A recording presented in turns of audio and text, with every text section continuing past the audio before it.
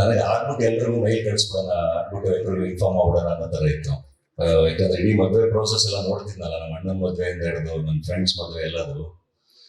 So ಆರಾಮಾಗಿ simple ಆಗಿ ಮನೆಯವ್ರ ಜೊತೆ ಆಗ್ಬಿಟ್ಟು ಆಮೇಲೆ ಇನ್ಫಾರ್ಮ್ ಮಾಡಿದ್ರೆ ಆಯ್ತು ಅಂತ.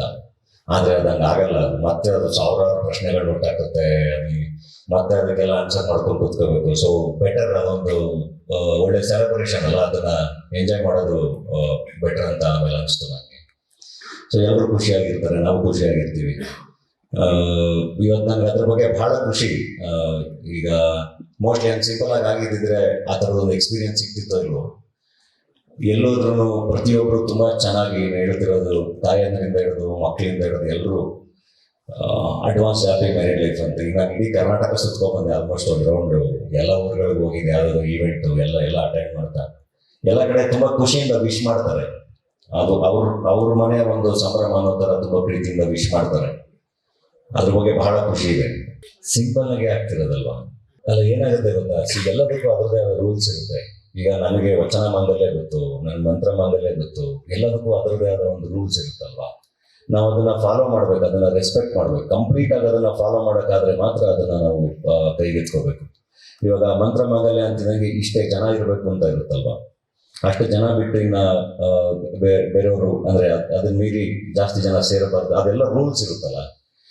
ಬಟ್ ಹಂಗೆ ಆಗಲ್ಲ. ನನ್ನ ಮದುವೆ ಅಂತ ಹೇಳಿ ನಾನು ಹಂಗೆ ಮಂತ್ರ ಮಾಂಗಲ್ಯ ಆಗ್ತೀನಿ ಅಂತ ಹೋಗಿ ನಿಂತ್ರೂ 1,000 ಜನ ಬರ್ತಾರಲ್ವ, ಅದಕ್ಕೆ ನಾನು ಆನ್ಸರಬಲ್ ಅಲ್ಲ.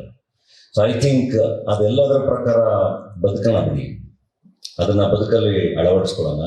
ಆ್ಯಂಡ್ ಸೆಲೆಬ್ರೇಷನ್ ಅಂತ ಬಂದಾಗ ಇಟ್ಸ್ ಓಕೆ ಟು ಸೆಲೆಬ್ರೇಟ್. ನಾನು ಹೇಳ್ತಾನೆ, ನನ್ನ ಬಳಗ ದೊಡ್ಡದು, ಅವರೆಲ್ಲರೂ ಬರಬೇಕು, ಅವರೆಲ್ಲರೂ ಆಶೀರ್ವಾದ ಮಾಡಬೇಕು, ಅವರೆಲ್ಲರೂ ಸೆಲೆಬ್ರೇಟ್ ಮಾಡಬೇಕು ಅನ್ನೋದು ನನ್ನ ಆಸೆ. ಸೊ ಹಂಗಾಗಿ ಹಿಂಗೆ ಮಾಡ್ತಾ ಇದ್ದೀನಿ ಅಷ್ಟೇ. ಆ್ಯಂಡ್ 200 ಜನಕ್ಕೆ ಊಟ ಹಾಕೋದ್ರ ಬದಲು ಎಷ್ಟು ಜನ ಅಭಿಮಾನಿಗಳು ಬರ್ತಾರೆ ಅಷ್ಟು ಜನಕ್ಕೆ ಊಟ ಹಾಕೋದ್ರಲ್ಲಿ there is nothing wrong. So ಒಂದು ಸೆಲೆಬ್ರೇಷನ್. ಆ್ಯಂಡ್ ಬದುಕಲ್ಲಿ ನಾವು ಕೊನೆಗೆ ಅಲ್ಟಿಮೇಟ್ಲಿ ಮ್ಯಾಟ್ರ್ ಆಗೋದೆ ಒಳ್ಳೊಳ್ಳೆ ಮೆಮೊರೀಸ್. ಸೊ ಅದನ್ನ ಎಲ್ಲ ಅಭಿಮಾನಿಗಳ ಜೊತೆ, ಫ್ರೆಂಡ್ಸ್ ಜೊತೆ, ಎಲ್ಲರ ಜೊತೆ ತುಂಬ ದೊಡ್ಡದಾಗೋದು, ಆ ಥರದ್ದು ಒಂದು ಅದ್ಭುತವಾದ ಮೆಮೊರಿ ಕ್ರಿಯೇಟ್ ಆಗುತ್ತೆ ಅಂದರೆ ಆಗಲಿ ಅಂತ ಅಷ್ಟೇ. ಇಲ್ಲೆಲ್ಲ ಪ್ಲಾನ್ ಆಗಿದೆ ಸರ್. ಅದಕ್ಕೇನೆ ಅಂದರೆ ಇಡೀ ಆ ಲೇಔಟ್ ಪ್ಲಾನ್ ಎಲ್ಲದನ್ನು ಮೈಸೂರಲ್ಲೇ ಒಂದ್ಸರಿ ಎಲ್ಲರೂ ಎಕ್ಸ್ಪ್ಲೈನ್ ಮಾಡ್ತೀವಿ ಕಂಪ್ಲೀಟ್ ಆಗಿ. ಅಭಿಮಾನಿಗಳಿಗೇನೆ ಈಗ ಅವ್ರಿಗೆ ಈಸಿ ಆಗಲಿ ಅಂತಾನೆ, ಈಗ ಫಾರ್ ಎಕ್ಸಾಂಪಲ್ ಅವ್ರಿಗೆ ಅಂತಾನೆ ವಿದ್ಯಾಪತಿ ದ್ವಾರ ಅಂತ ಒಂದು ಕ್ರಿಯೇಟ್ ಮಾಡ್ತಾ ಇದೀವಿ. ಸೊ ಅವರು ವಿದ್ಯಾಪತಿ ದ್ವಾರದಿಂದ ಬಂದ್ರೆ ಅವ್ರು ಆರಾಮಾಗಿ ಸ್ಟೇಜ್ ಹತ್ರದವರೆಗೂ ಬಂದು ನೋಡಿಕೊಂಡು ವಿಶ್ ಮಾಡಿ ಅವರು ಊಟಕ್ಕೆ ಹೋಗಿ ಊಟ ಮಾಡ್ಕೊಂಡು ಮತ್ತೆ ಅವರು ಆಚೆ ಹೋಗ್ಬೋದು.